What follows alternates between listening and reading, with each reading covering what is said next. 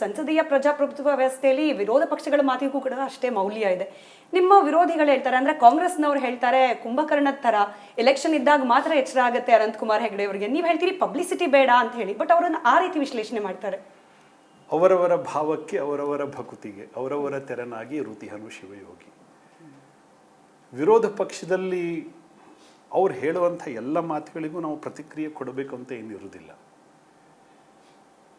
ಈ ಕ್ಷೇತ್ರ ನಾವು ನಮ್ಮ ಖುಷಿಗೋಸ್ಕರ ಆಯ್ಕೆ ಮಾಡ್ಕೊಂಡಿರ್ತಕ್ಕಂಥದ್ದು. ನಮ್ಮ ಖುಷಿಗೋಸ್ಕರ ಕೆಲಸ ಮಾಡ್ತೀವಿ. ಯಾರಿಗೋ ಒಬ್ಬರಿಗೆ ಪ್ರತಿಕ್ರಿಯಾತ್ಮಕವಾಗಿ ನಾವು ಈ ಕೆಲಸವನ್ನು ಆಯ್ಕೆ ಮಾಡ್ಕೊಂಡಿದ್ದಲ್ಲೇ ಅಲ್ಲ. ಎಲ್ಲರೂ ಕೇಳ್ತಕ್ಕಂಥ ಎಲ್ಲ ಪ್ರಶ್ನೆಗಳಿಗೂ ಉತ್ತರವನ್ನು ಕೊಡಬೇಕಾಗಿಯೂ ಇಲ್ಲ.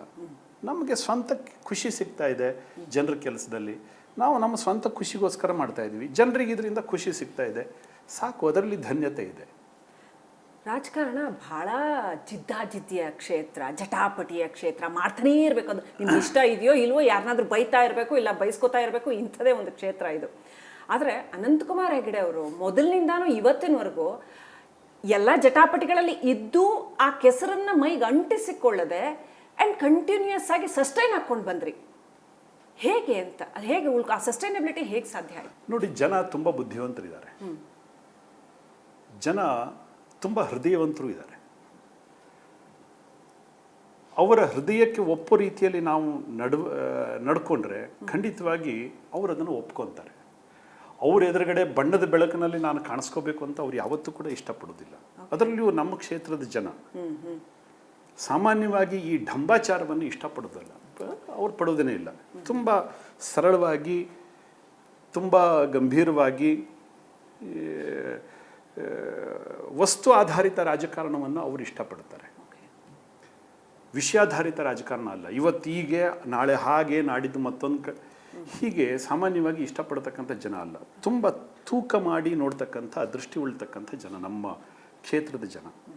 ಅವರಿಗೆ ಬೇಕಾದ ಹಾಗೆ ನಾನು ನಡ್ಕೋಬೇಕೇ ಬಿಟ್ಟರೆ, ಜನ ಏನೋ ಚರ್ಚೆ ಮಾಡ್ತಾ ಇದ್ದಾರೆ ಹೊರಗಡೆ, ಅವ್ರು ಯಾರು ನನ್ನ ಬದುಕಿನಲ್ಲಿ ಬರೋದಿಲ್ಲ, ನಮ್ಮ ಕ್ಷೇತ್ರಕ್ಕೆ ಬರೋದೂ ಇಲ್ಲ, ಅದಕ್ಕೆ ಸ್ಪಂದಿಸಬೇಕಾದಂಥ ಅಗತ್ಯನೂ ಇಲ್ಲ. ನಮ್ಮ ಕ್ಷೇತ್ರದ ಜನ, ನಾವು, ನಮ್ಮ ಕಾರ್ಯಶೈಲಿ, ನಮ್ಮದೇ ಆಗಿರತಕ್ಕಂಥ ಕಾರ್ಯಚಟುವಟಿಕೆಗಳು, ಇದ್ರ ಜೊತೆಗೆ ನಾವಿದ್ರೆ ಸಾಕು. ಭಗವಂತನನ್ನು ಮೆಚ್ಚಿಸ್ಲಿಕ್ಕೋಸ್ಕರ ನಾವು ಕೆಲಸ ಮಾಡ್ತೀವಿ, ನಮ್ಮ ಜನರನ್ನ ಮೆಚ್ಚಿಸ್ಲಿಕ್ಕೋಸ್ಕರ ಕೆಲಸ ಮಾಡ್ತೀವಿ. ಎಲ್ಲೆಲ್ಲಿಂದನೋ ಯಾರೋ ಹೇಳ್ತಕ್ಕಂಥ ಮಾತುಗಳಿಗೆಲ್ಲ ಸ್ಪಂದಿಸಬೇಕು, ಪ್ರತಿಕ್ರಿಯೆ ಕೊಡಬೇಕು ಅನ್ನುವಂಥ ಹುಚ್ಚುತನ ನನಗಂತೂ ಇಲ್ಲ. ಬಟ್ ಅನಂತಕುಮಾರ್ ಹೆಗಡೆ ಅವರು ಪ್ರೊವೋಕೇಟಿವ್ ಪಾಲಿಟಿಕ್ಸ್ ಮಾಡ್ತಾರೆ ಅನ್ನೋ ಆಪಾದನೆ ಅವಾಗವಾಗ ಬರ್ತಿರುತ್ತೆ. ಜನರನ್ನ ಅಗತ್ಯವೋ ಅನಗತ್ಯವೋ ಉದ್ರೇಕಕ್ಕೆ ಒಳಪಡಿಸ್ತಾರೆ. ಅದರಲ್ಲೂ ಹಿಂದುತ್ವ ಅನ್ನೋ ವಿಚಾರದಲ್ಲಂತೂ ಪದೇ ಪದೇ ಈ ರೀತಿಯ ಪ್ರೊವೋಕೇಟಿವ್ ಪಾಲಿಟಿಕ್ಸ್ ಮಾಡ್ತಾರೆ ಅಂತಾರೆ. Just to add to this, ನೀವು ಪ್ರವೋಕ್ ಆಗ್ತೀರಾ, ಪ್ರವೋಕ್ ಮಾಡ್ತೀರಾ ಸರ್? ನೋಡಿ, ಹಿಂದುತ್ವ ಇದೊಂದು ಬಾಹ್ಯ ವಿಷಯ ಅಂತ ಪರಿಗಣನೆ ಮಾಡಿರತಕ್ಕಂಥವರಿಗೆ ನಾನು ಏನು ಹೇಳಬೇಕಾದಂಥ ಅಗತ್ಯತೆ ಇಲ್ಲ. ಇವತ್ತಿನ ಸಾರ್ವಜನಿಕರೇ ಅದನ್ನು ಅರ್ಥ ಮಾಡ್ಕೊಂಡಿದ್ದಾರೆ.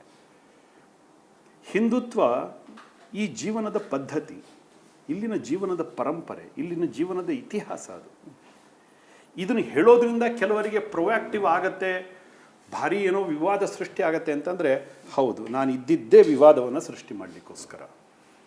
ಹಿಂದುತ್ವವನ್ನು ಬಿಟ್ಟು ನಾವಿರ್ಲಿಕ್ಕೆ ಸಾಧ್ಯವೇ ಇಲ್ಲ. ಯಾವತ್ತೂ ಕೂಡ ನದಿಯ ಅಸ್ತಿತ್ವ ನೀರಿನಲ್ಲೇ ಇರುತ್ತೆ. ನೀರಿಲ್ಲದ ನದಿ ಅದು ಅರ್ಥ ಇಲ್ಲದೆ ಇರತಕ್ಕಂಥ ಮಾತು. ಹಿಂದುತ್ವ ಇಲ್ಲದೆ ಇರತಕ್ಕಂಥ ಹಿಂದೂಸ್ಥಾನ, ಹಿಂದುತ್ವ ಇಲ್ಲದೆ ಇರತಕ್ಕಂಥ ಭಾರತ, ಈ ಮಾತಿಗೆ ಅರ್ಥವೇ ಇಲ್ಲ.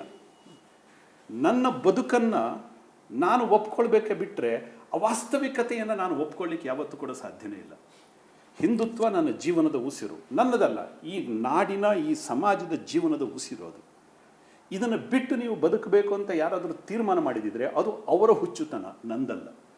ಇದನ್ನೇ ವಿವಾದ ಅಂತ ಪರಿಗಣನೆ ಮಾಡೋದಾದರೆ ಖಂಡಿತವಾಗಿ ಹಾಗೆ ಮಾಡಿಕೊಳ್ಳಿ. ಹಾಗಂದ್ರೆ ಮುಸಲ್ಮಾನರು ಇದ್ದಾಗ ಜಗತ್ತಿಗೆ ನೆಮ್ಮದಿ ಸಿಗೋದಿಲ್ಲ. ಈ ಭಾರತದ ವಿಚಾರಕ್ಕಾದ್ರೆ ನಿಮ್ಮ ಅವಲೋಕನ ಸರಿ ಅನ್ಬೋದೇನೋ? ಇಡೀ ಜಗತ್ತಿನಲ್ಲೇ ಮುಸ್ಲಿಂ ಧರ್ಮ ಇರಬಾರ್ದು ಅನ್ನೋ ರೀತಿಯ ಹೇಳಿಕೆ ಇದು ಯಾಕೆ ಅಂತ? ಜಗತ್ತಿನ ಎಲ್ಲ ವಿದ್ಯಮಾನಗಳು ಕೂಡ ಒಂದು ಸತ್ಯವನ್ನು ದೃಢೀಕರಿಸಿದೆ. ಇದನ್ನ ಪ್ರಜ್ಞಾವಂತರು ಎಲ್ಲರೂ ಕೂಡ ಒಪ್ಕೊತಾರೆ. ಜಗತ್ತಿನ ಎಲ್ಲ ಸರ್ಕಾರಗಳು ಇದನ್ನು ಒಪ್ಕೊಂಡಿದೆ. ಇದನ್ನು ನಾನು ಮತ್ತೆ ಬಾಯ್ಬಿಟ್ಟು ಹೇಳಬೇಕಾ ಯಾವುದೋದು ಅಂತ? ಜಗತ್ತಿನ ಶಾಂತಿಗೆ ಭಂಗವನ್ನು ತಂದಿರತಕ್ಕಂಥದ್ದು ಯಾವುದು? ಜಗತ್ತಿನಲ್ಲಿ ಉಗ್ರವಾದ ಹುಟ್ಟು ಹಾಕಿದ್ದು ಯಾರು? ಜಗತ್ತಿನ ಇಡೀ ಜಗತ್ತಿನ ಉಗ್ರವಾದ ಎಲ್ಲಿದೆ, ಇದು ಜಗತ್ತಿಗೆ ಗೊತ್ತಾಗಿರತಕ್ಕಂಥ ವಿಷಯ. ಇದನ್ನು ಪುನಃ ಪುನಃ ನಾನು ಹೇಳಬೇಕಾದಂಥ ಅಗತ್ಯನೇ ಇಲ್ಲ. ಕೆಲವರಿಗೆ ಇದನ್ನು ನನ್ನ ಬಾಯಿನಲ್ಲೇ ಕೇಳಬೇಕು ಅಂತಕ್ಕಂಥ ಹುಚ್ಚು ಆಸೆ. ಓಕೆ. ಸಮಯ ಸಂದರ್ಭದಲ್ಲಿ ಅದಕ್ಕೆ ಬೇಕಾಗಿರತಕ್ಕಂಥ ಉತ್ತರವನ್ನು ನಾನು ಕೊಟ್ಟಿದ್ದೀನಿ. ಪ್ರತಿ ಬಾರಿಯೂ ಅದನ್ನೇ ಕೊಡಬೇಕು ಅನ್ನುವಂಥದ್ದೇನಿಲ್ಲ. ಓಕೆ. ಒಮ್ಮೆ ಕೊಟ್ಟ ಉತ್ತರವನ್ನು ನಾನು ಯಾವತ್ತೂ ಕೂಡ ಮತ್ತೊಮ್ಮೆ ಕೊಡುವ ಇಷ್ಟಪಡೋದಿಲ್ಲ.